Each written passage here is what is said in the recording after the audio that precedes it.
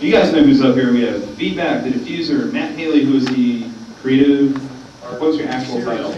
Series artist.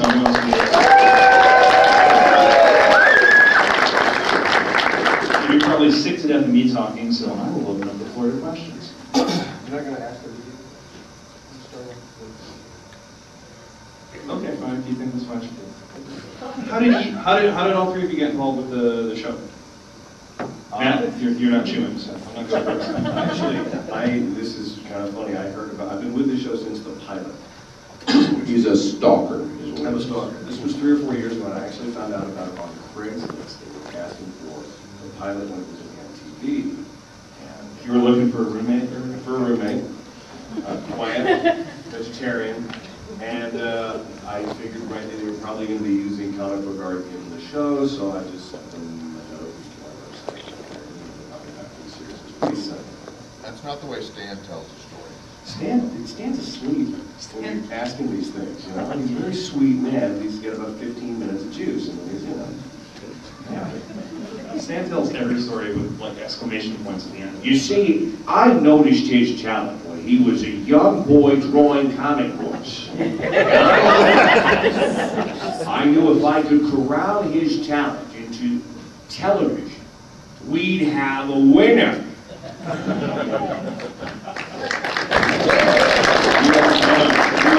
Everybody who works on the show, we all have our bad Stan impression. You brought that pizza late with anchovies? Turn in your costume, pizza delivery. Could you just give me my change, man? I'm out of here. How did you try for the show? How did you get involved with it? In 2004, I heard about Who Wants to Be a Superhero and went down to a comic book shop. My wife, who was very patient with me, I thought I was going to meet Stan Lee. They said Stan Lee was going to be at the comic book shop. I was very excited. I went down there, and what's funny is I'm such a nerd.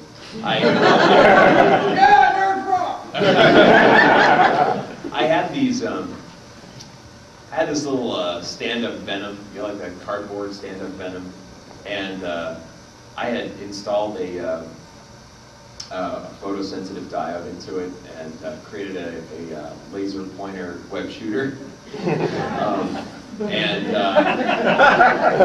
No, why would we think that's geeky?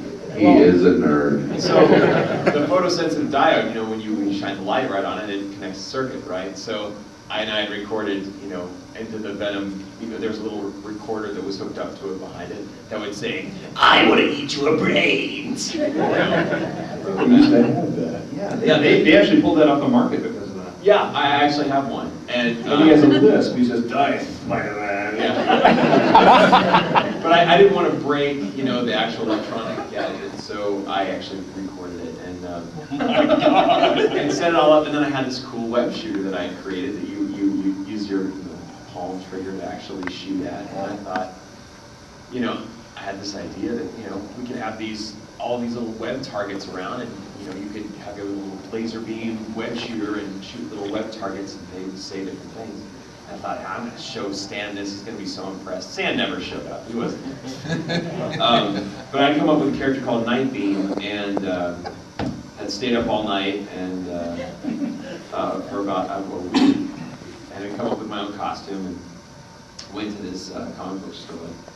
And we did this, you know, they were filming it, and there was this big costume contest, and a bunch of people. This is in 2004, and you know, you look and there's only, I don't know, probably 75 people there. You think, wow, there's only 75 people. I have a really good shot going into the show.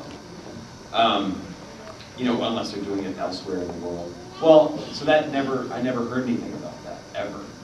I would check the website religiously. I even went online and registered nightbeam.com and nightbeam.net and nightbeam.tv. I didn't do nightbeam.org. So I didn't hear anything about it. Did all these web searches, nothing. For 2 years.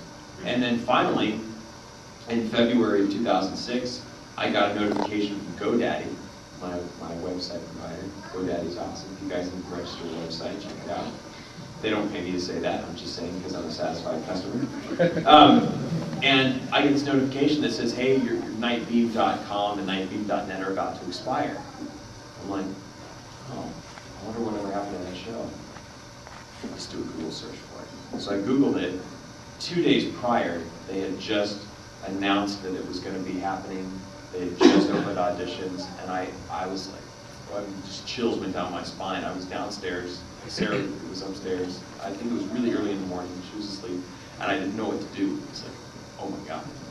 Oh my God. So I did more Google searches to find out, okay, is this just an outdated web page and it's about the 2004 thing? No, it was like 2006. It was 2 days before. I was like, oh my God, I found out about this like 2 days after it was announced by sheer luck. What is going on?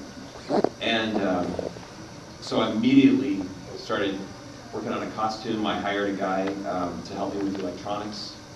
And pretty much, you know, Sarah had come up with the idea, because I thought Nightbeam was probably not a very good superhero. Maybe that's why I didn't make it into the 2004 thing, which totally flopped, or didn't go anywhere.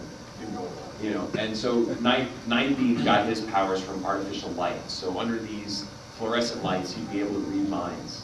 Under sodium lamps, like on the streets, he'd be able to levitate or fly. So he could actually fly under the sodium lamps. Under, you know, incandescent light, he had super strength or something. But so there was this idea of variety, which I really wanted to keep with the character, but I needed something really original. And so Sarah said, well, why don't you do something with video games? I thought, oh man, that's awesome. I just don't know how to make it work. And so we worked on it until she was so sick of talking about it that she could probably scream.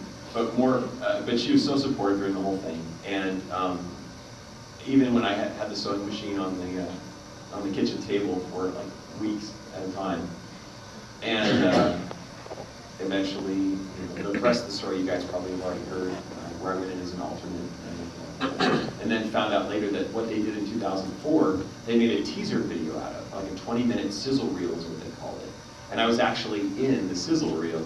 Can I add, just, I don't mean to interrupt you, but I just wanted to add that once we were working on the first season, I was watching them cut down on the footage, I remembered seeing you, this guy called I Am Nightbeam and Criminals Beware. He was right into the camera, and that stuck in my head because this guy was really serious about his superhero. And I started seeing this guy feedback in the rough footage of season 1. I was like, God, I guess I'm really familiar.